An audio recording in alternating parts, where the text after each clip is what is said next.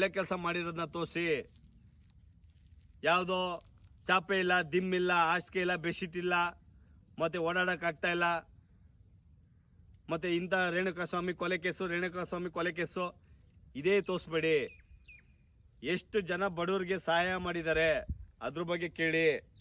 ಅಭಿಮಾನಿಗಳು ತಾವು ಕೇಳಿ ಬಂದು, ಡಿ ಬಾಸ್ ಅಂದ್ರೆ ಏನು, ಡಿ ಬಾಸ್ ಪವರ್ ಏನು, ಡಿ ಬಾಸ್ನ ಯಾಕೆ ಪ್ರೀತಿಸ್ತಾ ಇದ್ದೀರಾ ಅಂತೇಳಿ ಅಭಿಮಾನಿಗಳು ತಾವು ಬಂದು ಕೇಳಿ. ಅದು ಬಿಟ್ಬಿಟ್ಟು ನೀವೇ ಸೃಷ್ಟಿ ಮಾಡಿ ಒಂದೊಂದು ವಿಷಯಗಳನ್ನು ನೀವೇ ಹಾಕ್ಬೇಡಿ. ಅಂತ ವ್ಯಕ್ತಿನ ನೀವು ಕೆಣಕ್ತಾ ಇದ್ದೀರಾ ಅಂದ್ರೆ ರೇ ಅವ್ರು ಸ್ಟ್ರೈಟ್ ಫಾರ್ವರ್ಡ್ ಕಣ್ರಿ. ಮನ್ಸಲ್ಲಿ ಯಾವ್ದು ಇಕ್ಕಣಲ್ಲ ಅವರು. ಬೇರೆಯವ್ರ ತರ ಮನ್ಸಲ್ಲಿ ಇಕ್ಕೊಂಡು ಒಳಗಡೆ ಆಟ ಆಡ್ತಾರಲ್ಲ ಶಕುನಿ ತರ, ಅಂತವ್ರಲ್ಲ ಕಣ್ರಿ ಅವರು. ಅವ್ರು ನಿಮ್ಗೆ ಡೈರೆಕ್ಟ್ ಆಗಿ ಬೈಬೋದು, ಆದ್ರೆ ಆ ಬೈಯೋದ್ರಲ್ಲಿ ಒಂದು ಅರ್ಥ ಇರುತ್ತೆ. ಅದ್ ಬಿಟ್ಬಿಟ್ಟು ಬೇರೆಯವ್ರ ತರ ಒಳಗಡೆಯಿಂದ ಹೋಗಿ ಪ್ಲಾನಿಂಗ್ ಮಾಡ್ಕೊಂಡು ಪ್ರೀ ಪ್ಲಾನಿಂಗ್ ಮಾಡ್ಕೊಂಡು ಮಾತಾಡೋ ವ್ಯಕ್ತಿನೇ ಅಲ್ಲ ಅವರು. ಅದಕ್ಕೆ ಕಣ್ರಿ ಅವ್ರನ್ನ ಪ್ರೀತಿಸೋದು ಎಲ್ಲಾರು ಅಭಿಮಾನಿಗಳು. ಸುಮ್ನೆ ಅಭಿಮಾನಿಗಳು ಆದವ್ರಲ್ಲ ನಾವೆಲ್ಲ. ಫಿಲಮ್ ಹೀರೋ ಅಂತ ಹೇಳಿ ನಾವು ಅಭಿಮಾನಿ ಆದವ್ರಲ್ಲ.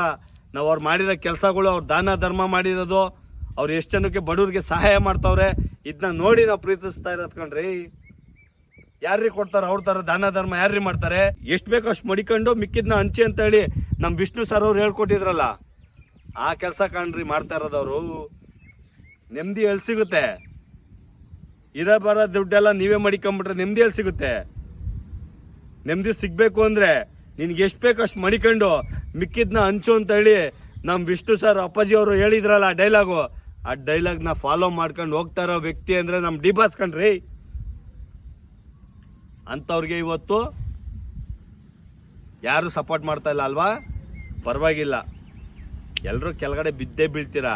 ಬಿದ್ದಾಗ ಅವಾಗ ನಮ್ಮ ಬಾಸ್ ಕ್ಯಾಪ್ನ ಬರ್ತಾರೆ. ಅವಾಗ ನಮ್ಮ ಬಾಸ್ ಕ್ಯಾಪ್ನ ಬಂದಾಗ ಜೈ ಡಿ ಬಾಸ್ ಅಂದ್ಕೊಂಡು ತೆಪ್ಪ ಕೂತ್ಕೊಂಡ್ಬಿಡ್ರಿ.